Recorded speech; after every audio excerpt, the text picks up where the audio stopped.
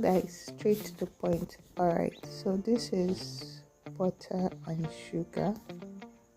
I already started the mixture before I remember to record. So in the bowl here I have 500 grams of margarine and a cup of sugar. So if you don't have a weighing scale in your house, you could just get the sachet of margarine. That if you're staying in Nigeria, this sachet of margarine, each sachet is 250 grams. So getting two of it is 250 plus 250, which is 500 grams.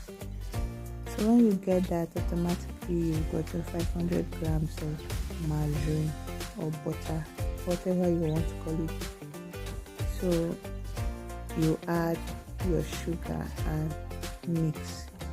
If you don't have this hand mixer, then you use your stick, your turning stick, and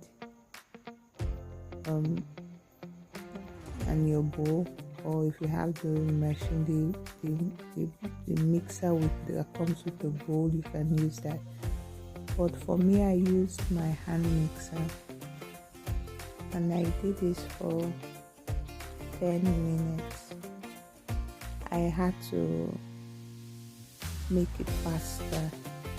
Don't mind my baby, that hand dressing, that small hand dressing, there's my baby.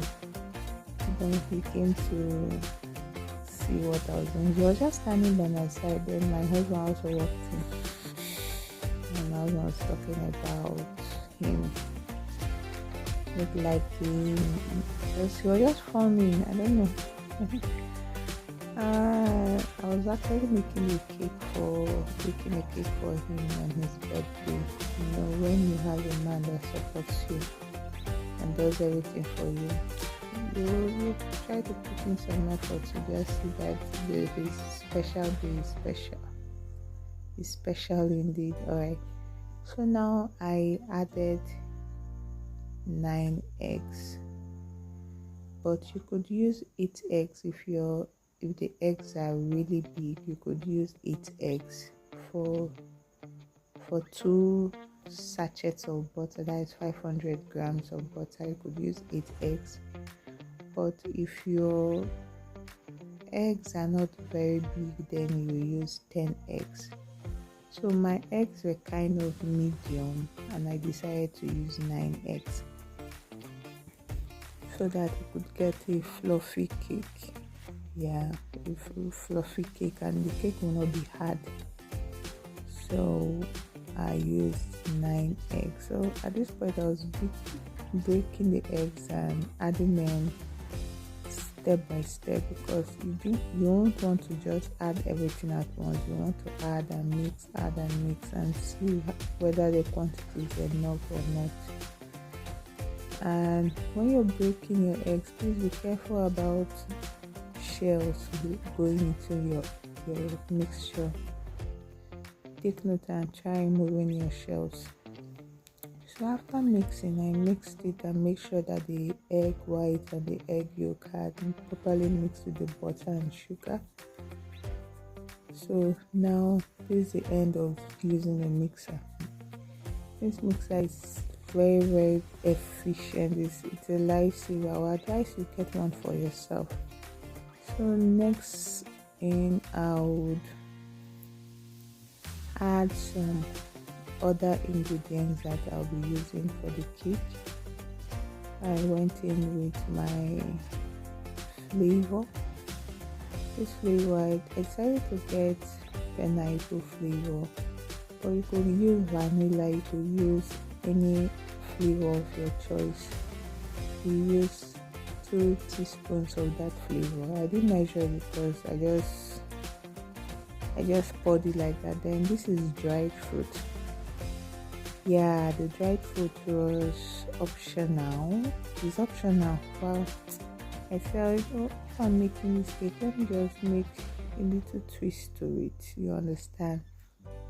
So I mixed it. After combining it very well, so that the flavor can go around, and now it's time to add my flour. So for 2 sachets of margarine, you use 4 cups of flour. You see how I'm heating the flour? Yes, that's to make it lighter. Because since I'm not using a weighing scale, you have to make sure the flour is very light, not just as if you're pressing it, as if you're buying flour from the market. You press it to make it compress like with plenty. No, you make it lighter so that you can get your actual measurement of the flour. And for 4 cups of flour, you use 2 tablespoons of baking powder. 2 tablespoons of baking powder. You sieve it because most times this flour, when you buy it comes in contact with water, and just to break those lumps in the flour, you have to sieve it to make the particles very free. So I use 2 tablespoons of baking powder and 4 cups of flour. So now you combine and make sure that the mixture goes in very well. I've seen people who add liquid milk to their cake, but since I'm not really good at this, I didn't know how to go about that, so I just stuck to the process I knew. So now after combining it very well, then the way I'm turning it, I was just turning it as if I was cooking one amala like that. I'll be turning it back. So that's my pan. I decided to use two different shapes. I used the normal round pan. This pan was gifted to me by a family friend. As a Nigerian, nothing can go to waste now. You just use your butter. Make sure that you use every part of that butter.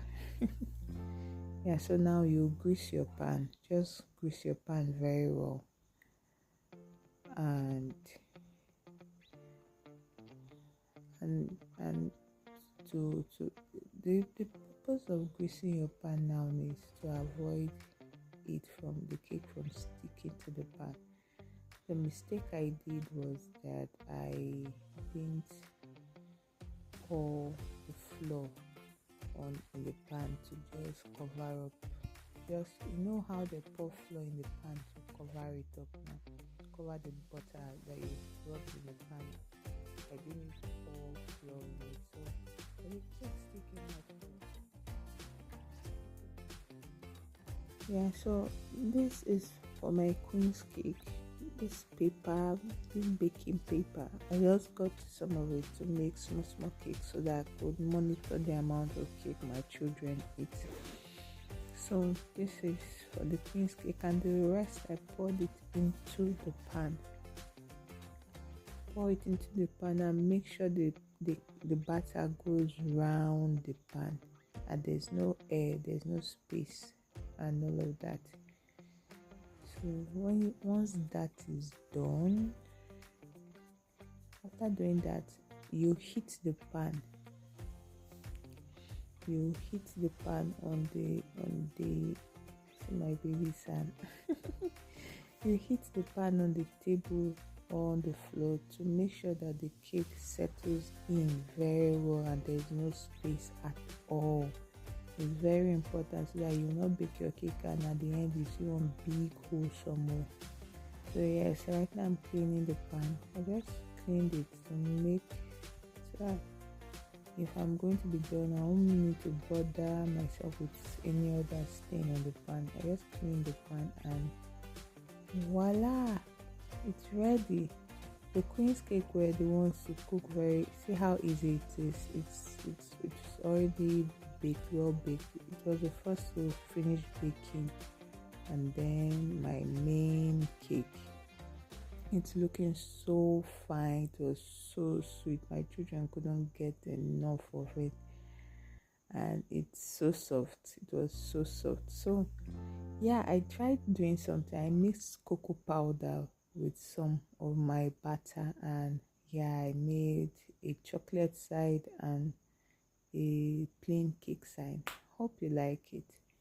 Thank you guys for watching. Like and subscribe.